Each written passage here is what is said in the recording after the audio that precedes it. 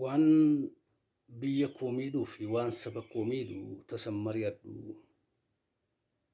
Sobaan dhugaa jedhee biddeen sobaan nyaadhu. Namatti hamaan yaadu bultoo koon carraaqa. Ogummaa naaf kennee akka fedha isaatti kan na uume Waaqa. Yeroon ittis taa'ee nama madhuun qabu amattuu inaaftuu hin jaalladhu sobu. Kennaan ani qabu kennaa hamii miti. Kan Waaqni naaf kennetu kennaa barreessuuti.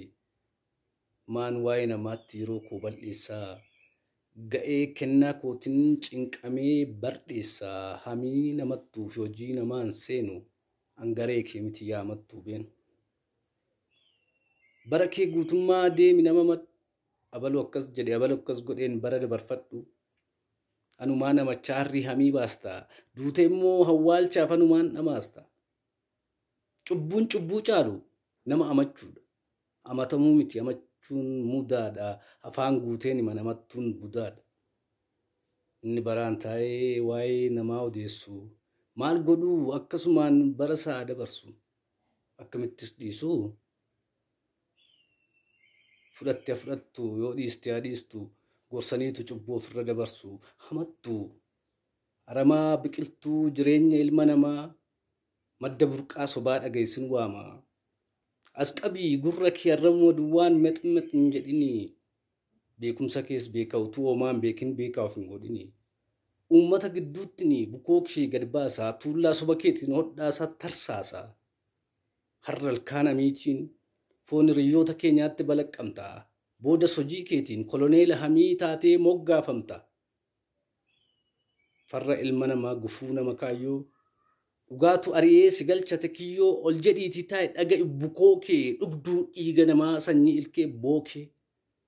Bara kaan akkasii barreen gaddaa teessee gochaan hin gooneef maqaa naaf hin taane tuultee narra keesse.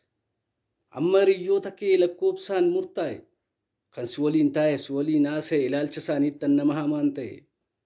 Nyaara natti guuru natti hin tolan fuula na kabajuu nafee na tuffachuu caala. Sunuu waan biyya koo miidhu waan saba koo miidhu ani hin goone omaa. Hinaaffaa bultoo koof sinna baasnaa namaa. Badii utuun godhuu yoo narratti argite. Nama sirrii taanaan na sirreessuu yaalta dhuftee na gorsitee. Diinni koo gowwaadha hamaatti fakkaatee gaarummaaf naa ta'e. Na dhiibee harka Waaqayyoo irraan na ga'ee deebi'e. Jedha dastaa hin sarmuu.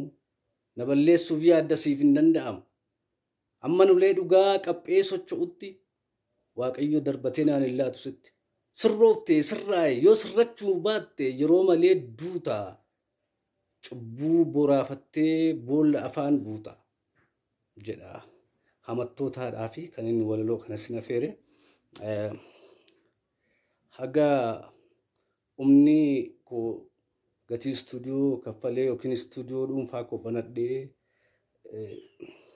walaloolee ergaa qaban isin bashannansiisan isin barsiisan isin afeeruu danda'utti yuutuubii koo kana subscribe godhaa share godhaa waliin ga'aa na jajjabeessaa waliin aartii Oromoo guddisnaa yaadaan wal tumsinaa horaa bulaa deebanaa.